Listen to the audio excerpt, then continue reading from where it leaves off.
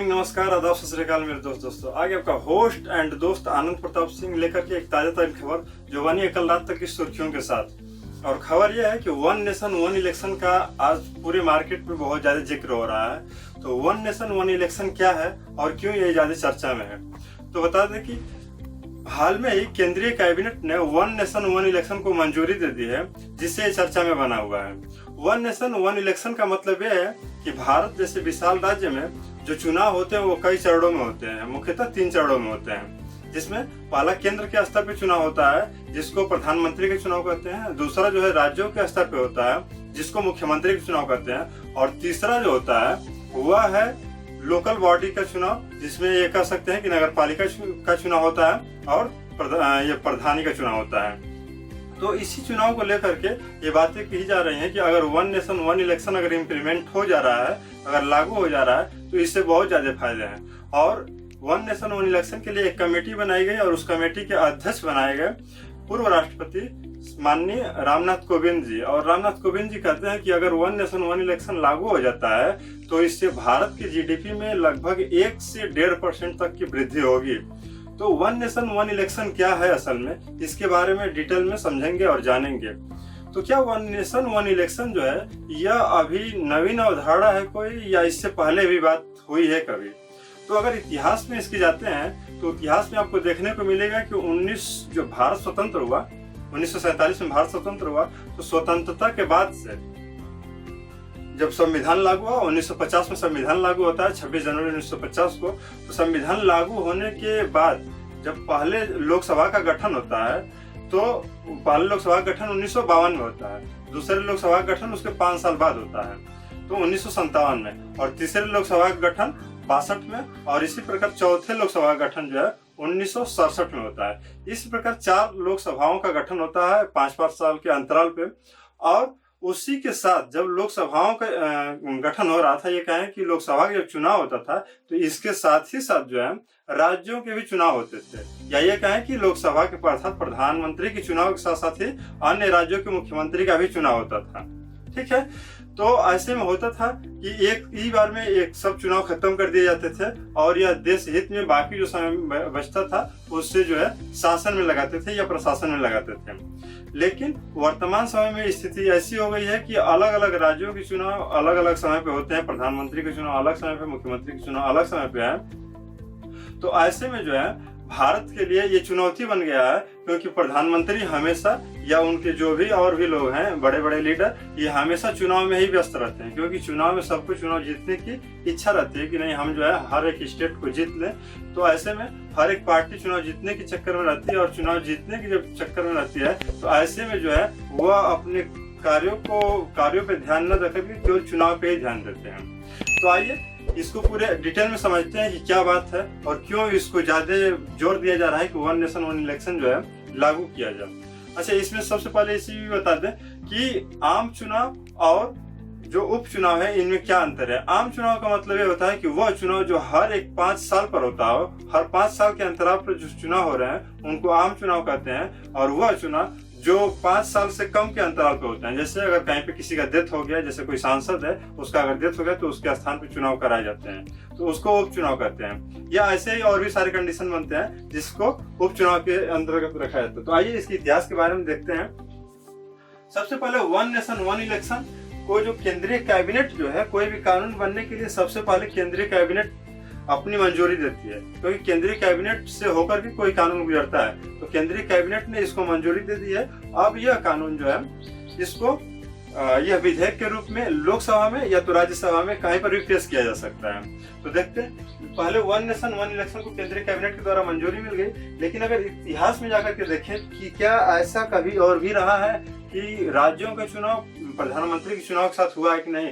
तो जो बताया हमने कि पहला लोकसभा का जो गठन हुआ, दूसरा लोकसभा का गठन हुआ, तीसरा लोकसभा का गठन हुआ और चौथा लोकसभा का गठन। क्रम भी याद रखेंगे कि 1952, उसके बाद 5 साल ऐड कर देंगे तो 1957, उसके बाद 5 साल ऐड करेंगे तो 1962, तो इसमें 5 साल ऐड कर देंगे तो 1957। तो इन चारों लोकसभा का चुनाव हुआ। और जब इन लोकसभा का चुनाव होता था तो इसी के साथ साथ अन्य राज्यों का भी चुनाव होता था। इसी के साथ साथ मतलब लोकसभा के साथ साथ राज्यों का भी चुनाव होता था।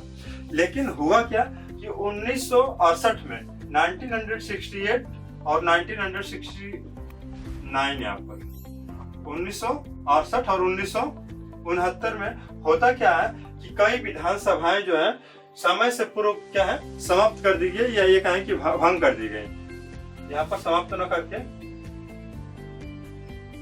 भंग कर दी गई। जो विधानसभा है वहां पर मेजोरिटी नहीं रह गई, और जब मेजोरिटी नहीं रह गई तो सरकारें गिर गई। तो ऐसी स्थिति कब बनी? 1968 और 1969 तक। ठीक है, 1968 और 1969 में कई विधानसभाएं जो है समय से पूर्व भंग हो गई। और ऐसे ही अगले क्रम में 1970 में क्या होता है कि लोकसभा ही जो है समय से पूर्व भंग हो गई, या एक है कि जो 1967 से लेकर के इसको 1972 तक जाना चाहिए, वो 72 तक न जाकर के क्या हुआ 1970 में ही समाप्त हो गई, या एक है कि सरकार गिर गई। ठीक, अब होता क्या है कि यहाँ पर क्या हुआ, जब सरकारें अलग अलग समय हो गई, इसके बाद से जो लोकसभा एवं विधानसभाओं का जो चुनाव होता था वो अलग अलग होना प्रारंभ हो गया। क्योंकि अगर फिर जब चुनाव होगा तब उसमें 5 साल ऐड करना पड़ेगा, और जब 5 साल ऐड करेंगे तो इनमें क्या है अनियमितता आ जाएगी। ठीक है, मतलब पहले 1967 है, 1967 में अगर 5 जोड़ेंगे तो 1972 तक जाना चाहिए था। लेकिन 1972 तक ना जाकर के 1970 में सरकार गिर गई। अब जो 1970 में चुनाव होगा तो ये क्या तक जाएगी 1975 तक जाएगी, टेक्निकली यही होगा। लेकिन 1975 तक ना जाकर के फिर सरकारें अगर आती हैं जाती हैं, इसका मतलब यह है कि इसमें अनियमितता आ गई। लोकसभाओं के चुनाव और राज्यसभाओं के चुनाव में जो है अनियमितता आने लगी। ये विधानसभाओं के चुनाव, सॉरी विधानसभा, लोकसभा और विधानसभाओं के चुनाव में क्या हुई अनियमितता आने लगी। अर्थात एक साथ अब चुनाव नहीं हो रहे थे, कहीं पे पहले राज्य का हो जाता, फिर कहीं पे लोकसभा का हो रहा है, फिर कहीं पे राज्य का हुआ, फिर लोकसभा का हुआ, ऐसे होता था। और यही अनियमितता को देखते हुए जो अलग अलग संस्थाएं ये बोलती गई कि जो पहले चुनाव होता था इसको उसी तरीके से कराया जाए, अर्थात लोकसभा के चुनाव और विधानसभाओं के चुनाव एक साथ कराया जाए। और इसके लिए बहुत सारे रिकमेंडेशंस दिए गए, सुझाव दिए गए। आइए उनको पहले देखते हैं। अलग अलग समय पे चुनाव होने से बहुत ज्यादा खर्च होता था, और इसी को देखते हुए जो सबसे पहले जो सुझाव दिया वो दिया था election commission of India. Election commission of India, ECI। Election commission of India ने यह कहा कि जैसे पहले चुनाव होते थे लोकसभा के और विधानसभाओं के चुनाव वैसे कराया जाए। 1983 में, सबसे पहले 1983 में जो है ECI ने अर्थात इलेक्शन कमीशन ऑफ इंडिया ने अपने एनुअल रिपोर्ट में इस बात को कहा था कि दोनों के चुनाव जो है एक साथ अब कराया जाए। उसके कुछ समय बाद ही लॉ कमीशन अर्थात ये कहा कि विधि आयोग जो है इसने अपने एनुअल रिपोर्ट में 1999 में रिपोर्ट दी, और उसने भी ये कहा कि जो अलग अलग समय पे चुनाव कराए जा रहे हैं इससे जन का भी हानि है और धन का भी हानि है, और इसलिए जो है इस दोनों का चुनाव एक साथ कराया जाए। उसके बाद होता क्या है कि 2014 में मोदी गवर्नमेंट आती है, और मोदी गवर्नमेंट को ऐसा लगता है कि ये जो अलग अलग समय पे जो चुनाव कराए जा रहे हैं इससे हानि है, इससे हानि है। और उसने अलग अलग समय पे आप इसलिए सुने होंगे कि मोदी जी भी कहते हैं, अमित शाह भी कहते हैं, निर्मला सीतारमण भी कहती है, राजनाथ भी कहते हैं, और ऐसे सभी नेता जो है इस चीज को प्रमोट करते हैं कि नहीं वन नेशन वन इलेक्शन लाया जाए, वन नेशन वन इलेक्शन। और समय समय पे अर्थात मोदी जी या मोदी सरकार जो है कई बार इस चीज को कही है कि वन नेशन वन इलेक्शन को जो है लाया जाए या उसके लिए कानून बनाया जाए। तो हुआ क्या, 2018 में फिर से लॉ कमीशन आती है, और वो अब थोड़ा सा आगे बढ़ के बात करती है कि वन नेशन वन इलेक्शन की बात करती है, और एक मसौदा रिपोर्ट भी प्रस्तुत करके दे देती है। और एक मसौदा रिपोर्ट भी क्या करती है, प्रस्तुत करती है 2018 में। ठीक है, जून 2019 में मोदी जी क्या करते हैं, कहते हैं कि हम जो है एक कमेटी का गठन करेंगे। किसके लिए एक कमेटी का गठन करेंगे कि क्या वन नेशन वन इलेक्शन को लागू किया जा सकता है पुनः, क्योंकि पहले तो लागू ही किया गया था, पहले चलता ही था, तो क्या इसको दोबारा से लागू किया जा सकता है, और अगर लागू किया जाएगा तो कैसे किया जा सकता है। तो उन्होंने कहा था 2019 में कि हम इसके लिए क्या करेंगे, एक कमेटी का गठन करने की बात कही थी। सितंबर 2023 में हाई लेवल कमेटी का गठन हो गया। जिस कमेटी की बात कर रहे थे 2019 में, उस कमेटी का गठन होने में 4 साल लग गए, और सितंबर 2023 में जो है हाई लेवल कमेटी अर्थात वन नेशन वन इलेक्शन के लिए एक कमेटी गठन कर दी गई और उस कमेटी के जो अध्यक्ष बनाए गए वो पूर्व राष्ट्रपति माननीय रामनाथ कोविंद जी को बनाया गया। पूर्व राष्ट्रपति माननीय रामनाथ कोविंद जी को बनाया गया और इनकी अध्यक्षता में जो है यह कमेटी काम कर रही थी और लगभग नहीं, इसमें 8 सदस्य थे। इसमें टोटल 8 सदस्य थे। इस कमेटी में जो है टोटल 8 सदस्य थे। टोटल 8 मेंबर्स, टोटल 8 सदस्य थे और इस कमेटी ने अपना रिपोर्ट बनाया और रिपोर्ट बना करके मार्च 2024 में इस कमेटी ने मार्च 2024 में यह कमेटी जो है अपनी रिपोर्ट किसको देती है, लगभग 18,000 पेज का है, 18,826 पेज ऐसे कुछ करके है। 18,000 पेज का रिपोर्ट जो है राष्ट्रपति को सौंप देती है, द्रौपदी मुर्मू जी को देती है और द्रौपदी मुर्मू जी जब देती है तो उस रिपोर्ट में क्या सुझाव दिए गए हैं, कैसे लागू किया जाए, इसके लिए इन्होंने कुछ सुझाव दिया है और सुझाव के बारे में अब हम डिस्कस करेंगे कि क्या उन्होंने सुझाव दिए। ये कोविंद समिति ने निम्न सुझाव दिए और इन सुझाव में जो पहला है वह ये कहा कि एक साथ अगर चुनाव कराने हैं तो उस चुनाव को तो कराया जा सकता है, लेकिन करना क्या होगा कि संविधान में कुछ संशोधन करना होगा। तो संविधान के कुछ भागों में, कुछ आर्टिकल्स में संशोधन करना होगा और ऐसे लगभग 18 आर्टिकल्स होंगे, ऐसे लगभग 18 आर्टिकल्स होंगे जिसमें संशोधन करना होगा, जिसके बाद ही वन नेशन वन इलेक्शन लागू किया जा सकता है। ठीक है। और उसने यह भी सुझाव दिया कि ये जो वन नेशन वन इलेक्शन लागू कर रहे हैं इसको जो है 2 चरणों में लागू किया जाएगा। इसने कहा कि 2 चरणों में लागू किया जाएगा। पहला यह कि इसको जो पहले चरण में लागू कर रहे हैं तो क्या करेंगे, पहले चरण में तो लोकसभा का चुनाव कराएंगे और उसके साथ साथ ही राज्य विधानसभाओं का भी चुनाव करा लेंगे। पहले चरण में उसने कहा कि 2 चरणों में चुनाव कराए जाएंगे और 2 चरणों में चुनाव कैसे कराए जाएंगे कि पहले चरण में जो है लोकसभा के चुनाव कराएंगे और उसके साथ साथ ही राज्य विधानसभाओं का भी चुनाव करा लेंगे।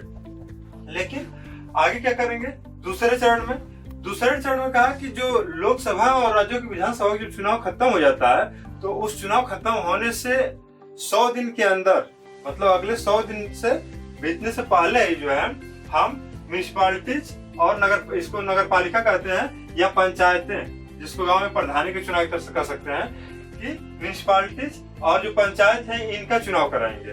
मतलब क्लियर कर लीजिए कि 2 चरणों में चुनाव होगा। पहले चरण में चुनाव जो होगा वो लोकसभा का चुनाव होगा और लोकसभा के साथ साथ राज्यों की विधानसभाओं का चुनाव हो जाएगा। क्लियर। उसके बाद क्या करेंगे कि अगले 100 दिन के भीतर क्या करेंगे कि जो म्युनिसिपालिटीज हैं इनका चुनाव अर्थात नगर पालिका के चुनाव और इसके साथ साथ पंचायतों अर्थात जो प्रधानी के चुनाव है इनको करा लेंगे। ठीक, अगले 100 दिन के भीतर, यही चीज लिखे यहाँ पर, अगले 100 दिन के अंदर कराया जाए। और ऐसा करने के लिए कम से कम आधे विधानसभा, क्योंकि जब अगले 100 दिन के अंदर जब चुनाव कराएंगे तो इसके लिए करना क्या होगा, क्योंकि यह जो है राज्य के अंतर्गत आता है और राज्य के लिए क्या करना पड़ेगा, कम से कम आधे राज्यों का, मतलब अगर 28 राज्य हैं तो 28 राज्यों में से कम 14 राज्यों का या उससे ज्यादा का, कम उससे नहीं होना चाहिए, 14 से कम नहीं, कम से कम आधे विधानसभाओं का यह सहमति मिलना चाहिए, उसके बाद ही ये लागू किया जा सकता है। ठीक। उसके बाद क्या कहता है कि अगर ऐसा होता है तो वर्तमान में क्या है कि जो लोकसभा है उसका कार्यकाल 5 साल का होता है और जो विधानसभा है उसका भी कार्यकाल 5 साल का होता है। लेकिन अगर इसको लागू करना है तो जाहिर सी बात है, जहाँ पे अगर अभी जैसे यूपी में क्या है 24 में लोकसभा का चुनाव हुआ है और 22 में राज्यसभा ये विधानसभा का चुनाव हुआ था, तो 22 के बाद अगर इसका मुख्यमंत्री का देखा जाए तो 22 के बाद 27 में चुनाव होगा। ठीक। और इसका जो है प्रधानमंत्री का चुनाव जो है 24 के बाद 29 में होना है। तो किसी न किसी को एक तो करना पड़े, जैसे अगर 24 में प्रधानमंत्री का हुआ, ये कहें कि पीएम का, ठीक, और 22 में हमारा हुआ था सीएम का, तो इसको अगर टेक्निकली देखा जाए तो ये कब जाएगा, 29 तक जाएगा, 2029 तक, और यह कब तक जाएगा, 2027 तक, 22/5/27 तक। तो किसी न किसी एक को जो है एक जगह करना पड़ेगा, या तो 29 को 27 कर ले या तो 27 को 29 कर दे, क्योंकि अगर 27 को 29 करेंगे जाहिर सी बात है इसका कार्यकाल बढ़ा रहे हैं, तो अगर इसका कार्यकाल बढ़ा रहे हैं तो ये हम कह सकते हैं कि कहीं ना कहीं इसमें संशोधन करना पड़ेगा इन ड्यूरेशन में। ठीक।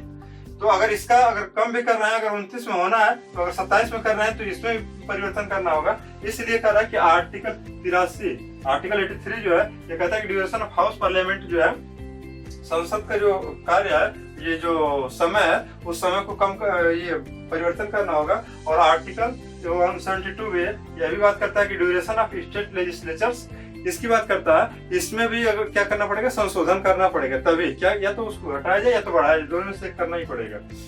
फिर कहते हैं कि अगर ऐसा किया जा रहा है तो आर्टिकल 324 से ये सुझाव ही दे रहे हैं ना, अगर ऐसा करना है तो क्या करना पड़ेगा, तो आर्टिकल 324A जोड़ना होगा, एक अलग से आर्टिकल जोड़ना होगा 324 से, जिसमें ये लिखा होगा कि दोनों का चुनाव क्या करेंगे हम, एक साथ कराया जाए। अभी तक ऐसा कहीं नहीं लिखा गया कि लोकसभा के चुनाव के साथ साथ ही विधानसभा के चुनाव कराया जाए, ऐसा कहीं नहीं लिखा है। अगर ऐसा करना होगा तो कहीं उसको पहले संविधान में लिखना होगा, और उसके लिए संविधान में आर्टिकल 324A का प्रोविजन कहता है, प्रावधान यही करना होगा कि आर्टिकल 324 से जोड़ा जाए, और जिसके बाद क्या कराया जा सकता है, एक साथ लोकसभा का और उसके साथ विधानसभा का चुनाव कराया जाए। उसके साथ साथ ही जब हम वोट देने के लिए जाते हैं तो हमारे पास एक सिंगल आईडी होता है, वोटर आईडी उसको कहते हैं।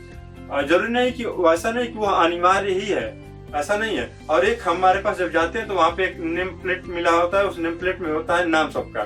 तो ऐसा कर रहा है कि अगर ऐसा करना है तो सिंगल इलेक्शन रोल, क्योंकि विधानसभा में अलग इलेक्शन रोल आता है जो पेपर होता है जिसमें नाम होता है, और उसके साथ साथ इलेक्शन आईडी तो मान लीजिए एक ही होती है। लेकिन ये कह रहा है कि अगर सिंगल इलेक्शन रोल है, मतलब लोकसभा के लिए भी वही इलेक्शन रोल होना चाहिए और विधानसभा के लिए भी वही होना चाहिए, तो इसके लिए भी क्या करना होगा, इलेक्शन कमीशन ऑफ इंडिया को स्टेट इलेक्शन कमीशन से क्या करना पड़ेगा, बात करना पड़ेगा।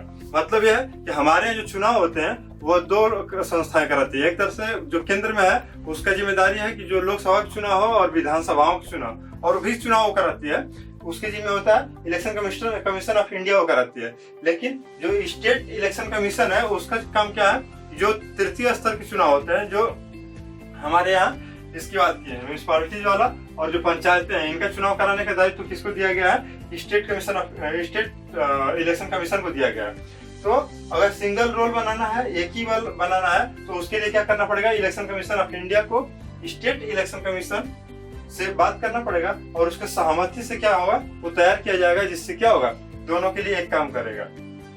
अब जो लास्ट वाला बात है वो है 7वां, ये है कि ऐसा भी होता है कि चुनाव चल रहे हैं और चुनाव होने के बाद क्या है, अगर मान लीजिए चुनाव हो गया, लोकसभा का चुनाव भी हो गया और विधानसभाओं का चुनाव हो गया, तो आप लोग एक भी क्वेश्चन कर सकते हैं ना कि सर अगर मान लीजिए कि कुछ दिन के बाद ही कहीं सरकार और भी गिर सकती है तो उसके लिए क्या प्रोविजन होगा। तो अगर मान लीजिए कि लोकसभा का चुनाव हो गया और विधानसभाओं का भी चुनाव हो गया, एक साथ कंप्लीट हो गया, और कहीं पर सरकार गिर गई, तो जो अगले सरकार का चुनाव होगा उस सरकार का चुनाव अगले शेष समय के लिए ही होगा। इसको उदाहरण से समझे, जैसे मान लीजिए कि अगर 2029 में सभी का चुनाव हो गया, 2029 में चुनाव हो गया, लोकसभा का कार्यकाल होगा 5 साल के लिए, अर्थात 34 तक होगा, ठीक। और उत्तर प्रदेश में मान लीजिए कि 29 में चुनाव हुआ और 29 में चुनाव इसका भी होना चाहिए था 34 में, मतलब दोनों कार्यकाल 34 तक पूर्ण होना चाहिए, क्योंकि 5 साल के लिए चुनाव हुआ है। लेकिन मान लीजिए कि यहाँ पे जो यूपी गवर्नमेंट है वो 34 तक न जाकर के क्या हुई, 3 साल चली, अर्थात 29 से 3 32 तक चली, ठीक। और उसके बाद यहाँ पर सरकार गिर गई, तो आप कहेंगे कि सर कि अब 32 में गिर गई, इसका मतलब फिर से 5 साल के लिए चुनाव कराएं, तो ऐसा नहीं है। यहाँ पर अब बचा कितना है, 2 साल बचा है ना, क्योंकि 3 साल तो पूर्ण कर लिए, अब 2 साल बचा है। इसका मतलब अब जो चुनाव होगा यहाँ पर यूपी में वो केवल मात्र 2 साल के लिए ही होगा, अर्थात अब 2 जोड़ देंगे तो इसमें 34 हो जाएगा। क्लियर है? मतलब अगर सरकारें गिर जाती हैं तो जितनी समय के लिए बचेगा, क्योंकि अगर ऐसे फिर से करने लगेंगे तो फिर वही पहले वाली स्थिति बन जाएगी कि कहीं पे सरकार पहले बनी, फिर कहीं पे लोकसभा का चुनाव, फिर कहीं पे विधानसभा का चुनाव, ऐसे अलग अलग फिर होने लगेगा। इसीलिए ये रखा गया प्रोविजन, और यही सुझाव उन्होंने दिया है कि जो अगर सरकार गिर जाती है तो सरकार गिरने की स्थिति में जो शेष समय बचा हुआ है उसके लिए चुनाव होगा, न कि फिर से 5 साल के चुनाव होगा। आई थिंक आप लोगों को पूरा क्लियर हो गया होगा। अब आइए देखते हैं कि क्या अगर इसको लागू करते हैं तो इसके लिए चुनौतियां क्या क्या हैं, और अपोजिशन इसके लिए क्या बातें कहते हैं, या इनकी जो विरोधी पार्टियां वो क्या कहती हैं। ठीक है, आइए इसको देखते हैं थोड़ा। और जब चुनौतियों की बात करते हैं तो इसमें सबसे बड़ी जो चुनौती आती है यह कि मैन पावर, क्योंकि जब एक बार चुनाव कराए जाते हैं तो चुनाव कराने में बहुत सारे शिक्षकों की, बहुत सारे और सरकारी जो कर्मचारी हैं इनको चुनाव में लगाया जाता है, क्योंकि वोटिंग कराना बहुत बड़ा काम होता है और बहुत बड़ी जिम्मेदारी होती है। इसमें मैन पावर बहुत ज्यादा लगते हैं, और मैन पावर भी एक सबसे बड़ी चुनौती है। और इसके साथ साथ पोलिंग स्टाफ, ये जो पोलिंग स्टाफ का मतलब जो टीचर्स हो गए, जो सरकारी कर्मचारी हैं, या उनके साथ साथ और भी जो लोग लगते हैं, जो मशीनें को लेके जाते हैं, लाते हैं, ये सारे काम जो करते हैं, वो उसके साथ साथ जो सिक्योरिटी फोर्सेस होती हैं, क्योंकि जब चुनाव होते हैं तो आप लोग देखे होंगे कि यहाँ पर सेंट्रल लेवल की जो फोर्सेस है उनको भी बुलाने पड़ते हैं, और उनको बुलाने के बाद जो है कहीं कहीं चुनाव कराने पड़ते हैं। तो अगर एक साथ जो चुनाव अगर हो रहा है, वन नेशन अगर वन इलेक्शन की बात की जाए, अगर एक साथ जब चुनाव सारे हो रहे हैं तो इसमें ये सारी दिक्कतें आ सकती हैं और पोलिंग स्टाफ का, इसके साथ साथ सिक्योरिटी फोर्सेस का भी जो है चुनौती एक है। इसके साथ साथ जो सबसे बड़ी चुनौती है वो है वोटिंग मशीन की, क्योंकि वोटिंग मशीन बनाना बहुत, क्योंकि अगर लेटेस्ट अगर लागू करना चाहते हैं 2-4-5 साल में, तो जो कंपनियां वोटिंग मशीन बना रही हैं सब तो बना नहीं पाती हैं, और जो कंपनियां बना रही हैं उनके सामने भी चुनौती है कि इन सारे राज्यों का एक साथ चुनाव कराना, अर्थात 28 राज्यों का एक साथ चुनाव कराना, और उसके साथ साथ जो जैसे दिल्ली हो गई, पुदुचेरी हो गई, जम्मू कश्मीर हो गई, यहाँ पर भी जो केंद्र शासित प्रदेश है, लेकिन यहाँ पर भी विधानसभाओं का चुनाव होता है। तो 28 और 3 31 हो गए, और प्लस 1 केंद्र का चुनाव, तो टोटल 32 हो गया एक तरह से देखा जाए। और इन 32 का एक साथ चुनाव कराना क्या इतनी आसान काम है, और उसके लिए मशीनें भी बहुत ज्यादा, उसे बहुत ज्यादा जरूरत पड़ेगी। तो इन वोटिंग मशीनों का तो सबसे बड़ा समस्या है।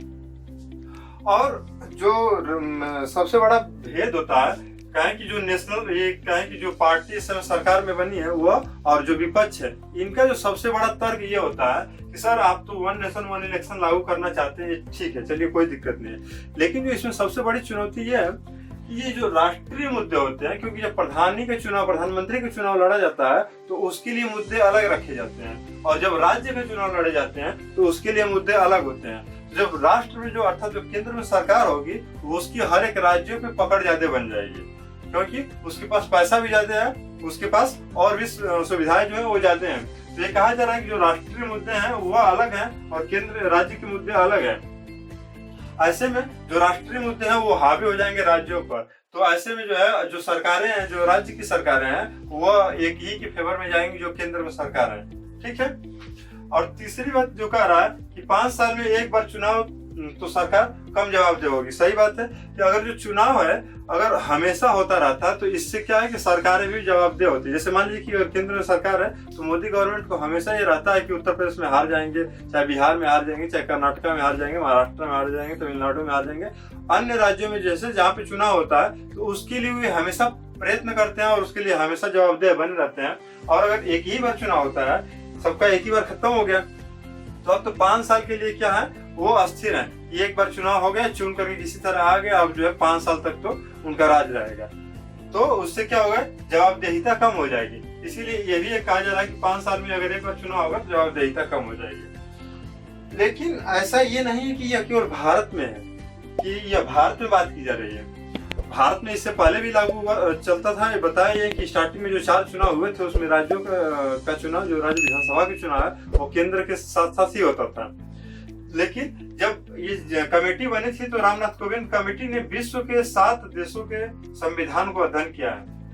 विश्व के 7 देशों के संविधान को अध्ययन किया है और अध्ययन करके उन्होंने ये देखा है कि क्या विश्व में अगर अन्य जगह पे चुनाव कराए जा सकते हैं तो उनके साथ चुनौतियां क्या हैं और क्या उनके फायदे हैं। वो देखते हुए भारत में इस पर विचार किया गया और उन्होंने जब अध्ययन किया तो स्वीडन के संविधान को अध्ययन किया, जर्मनी के संविधान, जापान, इंडोनेशिया, फिलीपींस और बेल्जियम, दक्षिण अफ्रीका के संविधान को अध्ययन किया। और अध्ययन करते समय इन्होंने देखा है कि जो दक्षिण अफ्रीका का संविधान है वहां पर तो भारत के जैसे ही एकदम सेम स्थिति है। वहां पर नेशनल असेंबली और प्रोविंशियल असेंबली है कि केंद्र का चुनाव और जो राज्यों का चुनाव है एक साथ होता है, और जो तृतीय स्तर पे जो चुनाव है वो क्या है एक साथ उनका होता है, जैसे भारत में भी है। लेकिन आप लोग पूछेंगे कि सर आप क्या सोच रहे हैं, तो हमारा ये मानना है कि भारत आगे बढ़ रहा है और आगे बढ़ते समय अगर इस बात को भी अगर ध्यान दिया जाए कि रामनाथ कोविंद कमेटी ने कहा है कि अगर ऐसा होता है तो एक साथ जो है 1 से 1.5% तक जीडीपी में वृद्धि होगी। ये बात सही है, ठीक है, सब सही है। लेकिन यह भी आप देख सकते हैं कि जब इतने देशों में लागू किया जा सकता है और भारत इसका खुद अग्रणी रहा है, एक तरह से कहें कि जब भारत में पहले ही था तो अब क्यों नहीं हो सकता है। भारत में अगर पहले भी था तो अब क्यों नहीं हो सकता है। तो हमारा तो मानना यही है कि इसको लागू करना चाहिए और लागू अगर हो जाता है तो इससे क्या होगा, आर्थिक फायदे तो होंगे ही, और इसके साथ साथ ये भी हम कह सकते हैं कि स्टार्टिंग में तो बोझ आएगा, स्टार्टिंग में तो जो है बर्डन आएगा ही, इसमें कोई दो राय नहीं, क्योंकि स्टार्टिंग में हमको मशीनें बनाना है, पूलिंग स्टाफ को करना है, सिक्योरिटी फोर्सेस लगाना है। स्टार्टिंग में कहीं पर भी चुनौतियां आती हैं, लेकिन अगर एक बार ये सारी चीजें हो जाती हैं, अगर एक बार मशीनें बना दी जाती हैं और एक बार वीवीपैट बना दी जाती है, चाहे और भी जो चीजें हैं इनरोल, ये सारे चीज जो उसमें बनाना था, अगर सारी चीजें अगर कर ली गई और संशोधन कर लिया गया, तो हो सकता है कि अगले बार मतलब पहले वाले में चुनौती होगा, लेकिन उसके दूसरे तीसरे ऐसे आगे जैसे बढ़ते जाएंगे, फिर ये चुनौतियां जो है धीरे धीरे कम हो जाएंगी। और हमको लग रहा है इससे भारत का आर्थिक स्थिति और भी सुधरेगा, क्योंकि भारत तो ऐसे इम्प्रूव कर रहा है, आर्थिक स्थिति इम्प्रूव कर रही है और भी इम्प्रूव करेगा। आप लोगों से एक क्वेश्चन है, और इस क्वेश्चन का आप लोग आंसर देंगे कमेंट बॉक्स में, कि भारत में जो पहला लोकसभा है उसका गठन कब हुआ था? भारत में पहले लोकसभा का गठन कब हुआ था? ठीक है, उम्मीद है कि ये टॉपिक अच्छा समझ में आया होगा, और जाते जाते यही कहूंगा कि बड़ों का सम्मान कीजिए, छोटों को प्यार दीजिए, और अपना व्यक्तित्व इस प्रकार बनाइए कि महिलाएं आपके साथ सुरक्षित महसूस करें। धन्यवाद।